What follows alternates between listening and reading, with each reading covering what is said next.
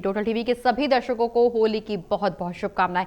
खबरों की शुरुआत करेंगे, बड़ी खबर का रुख करेंगे जहां कांग्रेस से राज्यसभा के लिए दो अन्य नाम भी सामने आ गए हैं। दरअसल उदय भान और अशोक तंवर का नाम चल रहा है और राहुल गांधी के सामने नामों पर चर्चा भी हुई है। अंबाला के दलित नेता कमवीर बौद्ध राज्यसभा उम्मीदवार हो सकते हैं। तो बड़ी खबर आपको बता दें, जहां हाल ही में बीजेपी की तरफ से राज्यसभा के उम्मीदवारों की सूची जारी कर दी गई थी। 6 राज्यों में 9 उम्मीदवारों की घोषणा की गई। वहीं कांग्रेस से राज्यसभा के लिए दो अन्य नाम सामने आए हैं। उदय भान और अशोक तंवर का नाम चल रहा है और राहुल गांधी के सामने इन नामों पर चर्चा की गई।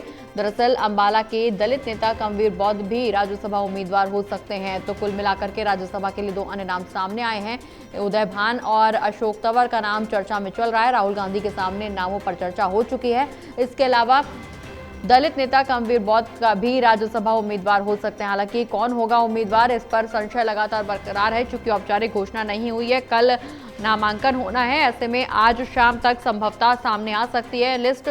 कौन होगा उम्मीदवार राज्यसभा का कांग्रेस की तरफ से, ये बड़ा सवाल बना हुआ है। ज्यादा जानकारी के लिए हमारे साथ एसोसिएट एडिटर देवेंद्र कथुरिया जी जुड़े हुए। देवेंद्र जी, बीजेपी की तरफ से 6 राज्यों में 9 उम्मीदवारों की सूची सामने रख दी गई है, लेकिन अब कांग्रेस के नामों पर सबकी निगाहें टिकी हुई है कि आखिर कौन से वो शख्स होंगे जो हरियाणा में कांग्रेस के उम्मीदवार होंगे राज्यसभा के लिए। चूंकि दो नाम सामने आए हैं, जिसकी राहुल गांधी के सामने चर्चा भी हो चुकी है, उदय भान और अशोक तंवर।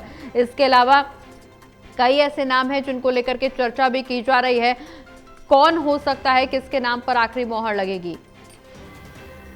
देखिए, प्रगति कांग्रेस के लिए ये एक सीट जो उनके हिस्से की बनती है, जो सैद्धांतिक रूप से 2 सीटें राज्यसभा की खाली 9 अप्रैल को हो रही है, किरण चौधरी वाली और रामचंद्र जांगड़ा वाली। अब क्योंकि जब उनका कार्यकाल खत्म होगा, उससे पहले ही नए का चुनाव करना जरूरी होता है, जो नियम है।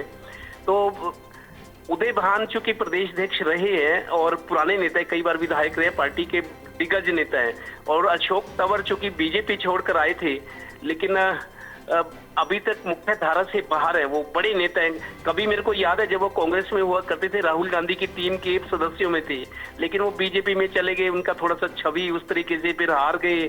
बहुत सारे मतलब एक आम आदमी पार्टी में भी चले गए थे, तो उनकी जो प्रोफाइल है उसके नंबर कट गए, नेगेटिव मार्क्स लगे। तो कभी वो राहुल गांधी की टीम के प्रमुख लोगों में होते थे, लेकिन अब फिर वो कांग्रेस में गए, तो उनको मुख्य धारा में लाना चाहती है पार्टी।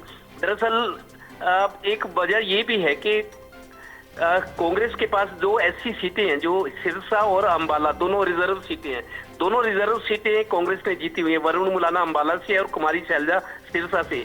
10 में से 2 सीटें रिजर्व थी। दोनों सीटें ये लोकसभा की कांग्रेस ने जीती हैं। अब कांग्रेस की एक रणनीति ये भी हो सकती है, क्योंकि ये दलित नेता हैं, ये जो करमवीर बौद्ध का नाम आ रहा है, बहुत टाइम से पार्टी से जुड़े हुए हैं और एससी सेल के कोऑर्डिनेटर भी हैं, एक बड़ा पद है इनके पास। तो इनके नाम की चर्चा इसलिए चल रही है कि दोनों बड़े जो रिजर्व सीटें हैं लोकसभा की, कांग्रेस के पास है, कुमारी शैलजा और वरुण मुलाना। अगर इनको राज्यसभा में लिया जाता है तो पूरा दलित समाज, एससी एसटी जो दलित समाज के लोग हैं, पूरा मतलब कांग्रेस के साथ खड़ा हो सकता है। ये एक तरह कूटनीतिक राजनीति होती है कि अगर ऐसा कर दिया जाए तो ऐसा हो सकता है।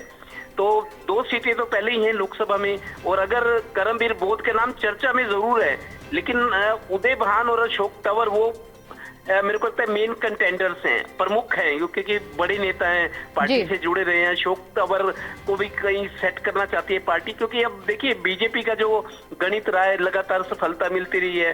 बीजेपी के पास ओबीसी चेहरा है मुख्यमंत्री, उसके अलावा एससी एसटी हैं, और उन्होंने जातीय समीकरणों का ऐसा एक जाल बिछाया है जिसमें कांग्रेस फंसती चली गई थी।